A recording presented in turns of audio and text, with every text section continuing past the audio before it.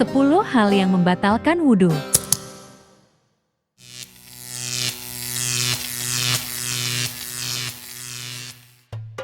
Sahabat ideologis, tahukah kamu, sebaik-baiknya muslim adalah yang menjaga diri dari perkara yang membatalkan wudhu.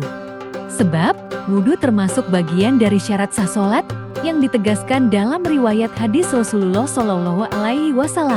Allah tidak menerima sholat salah seorang kamu bila berhadas sampai ia berwudhu. Hadis riwayat Bukhari. Belum lagi, wudhu merupakan bagian dari tohara yang bermakna suci. Lantas, apa saja yang dapat membatalkan wudhu? Pertama, segala yang keluar dari kemaluan.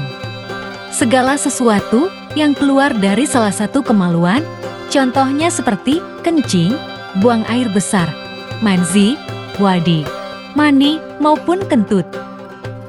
Dari Abu Hurairah yang mengutip perkataan Rasulullah SAW, Allah tidak menerima sholat salah seorang kamu bila berhadas sampai ia berwudhu. Hadis riwayat Bukhari. Namun, ada pengecualian mengenai hal ini. Lendir yang keluar dari kemaluan perempuan secara terus-menerus dan bertambah banyak saat kelelahan atau berjalan dan hamil, maka hal itu tidak membatalkan wudhunya. Kedua, muntah dan sejenisnya. Mengeluarkan makanan dari mulut atau muntah bisa membatalkan wudhu. Namun, terdapat dua pendapat mengenai hal ini. Mazhab Hanafi dan Hambali berpendapat muntah dapat membatalkan wudhu jika yang keluar seukuran kadar satu mulut penuh. Bagi mazhab Maliki dan Syafi'i berpendapat wudhu tidak batal karena muntah. Hal ini sesuai dengan contoh Rasulullah SAW pernah muntah dan tidak mengambil air wudhu kembali. Ketiga, tidur lelap. Tidur adalah perkara yang membatalkan wudhu dengan landasan dari keterangan hadis Rasulullah SAW. Dikisahkan dari Syafwan ibn Asal, Rasulullah SAW pernah menyamakan kedudukan tidur dengan kondisi buang air besar dan buang air kecil. Saat sedang berpergian, Rasulullah SAW memerintahkan kami untuk melepaskan khuf atau sepatu kami selama 3 hari 3 malam kecuali karena junub, dan dibolehkan untuk tetap memakainya karena buang air besar, buang air kecil, dan tidur. Hadis riwayat Ahmad, An-Nasa'i, Tirmidzi, dan Ibnu Majah. Abu Malik Kamal Ibn Said Salim menafsirkan hadis di atas sebagai tidur yang lelap. Dengan kata lain, tidur yang tidak menyisakan kesadaran dan tidak merasakan apa-apa maupun menangkap suara di sekelilingnya, sehingga tidak merasakan apapun ketika ada sesuatu yang keluar darinya. Di samping itu, mayoritas fuqaha sepakat, tidur yang menjadi penyebab membatalkan wudhu adalah tidur dalam posisi yang memudahkan keluarnya angin, seperti tidur berbaring dengan posisi miring atau tidur sambil duduk dengan posisi miring pada salah satu pinggang. Keempat, hilang kesadaran. Hilang akal. Baik karena gila, pingsan, mabuk, atau disebabkan oleh obat-obatan, baik sedikit maupun banyak.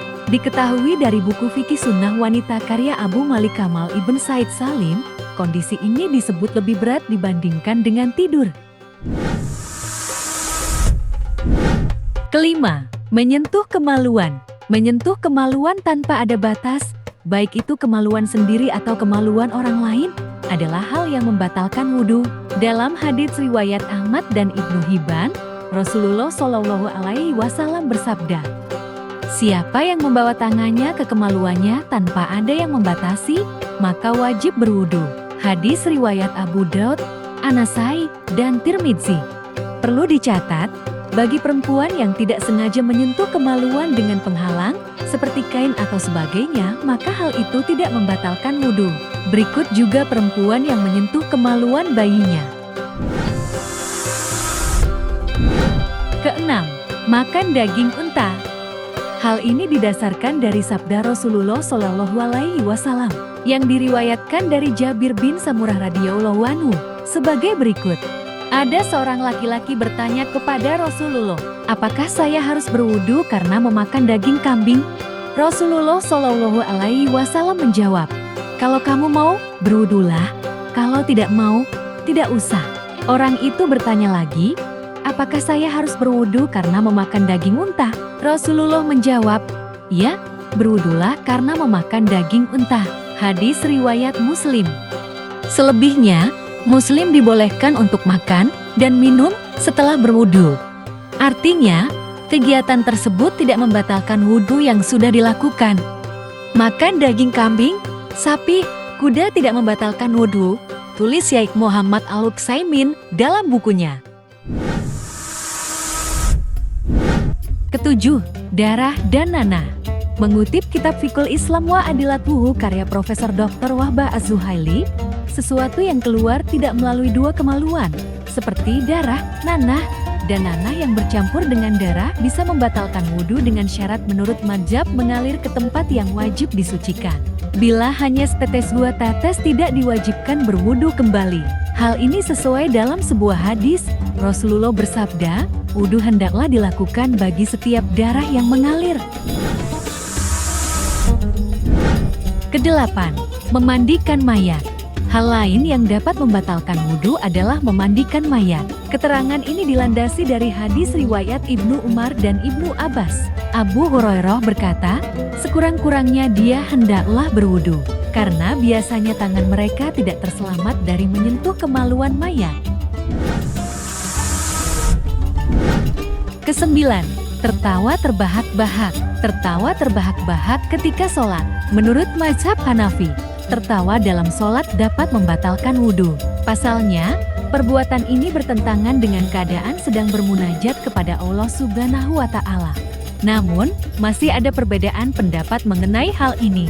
Ada pendapat yang menyebut hal ini tidak membatalkan wudhu karena lemahnya dalil yang ada. Melainkan, ada dalil dari sahabat Nabi yang dianggap lebih kuat derajatnya menyebutkan bahwa orang yang tertawa hanya perlu mengulangi sholat. Hadis riwayat Bukhari.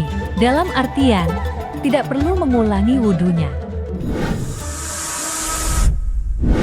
Yang terakhir adalah ragu. Perasaan ragu pada wudhu juga menjadi perkara yang membatalkan wudhu. Ketika seseorang sudah berwudhu namun dirinya ragu, maka diharuskan untuk mengulang wudhunya. Menurut mazhab Maliki, barang siapa yang merasa yakin bahwa dirinya suci, kemudian dia ragu tentang terjadinya hadas, maka dia wajib berwudhu. Hal ini juga berlaku ketika dia yakin berhadas dan ragu masih suci. Itu dia 10 hal yang dapat membatalkan wudhu. Sahabat ideologis, terima kasih telah menonton video ini sampai akhir. Jangan lupa bantu support channel ini dengan like, komen, share, dan subscribe. Wassalamualaikum warahmatullahi wabarakatuh.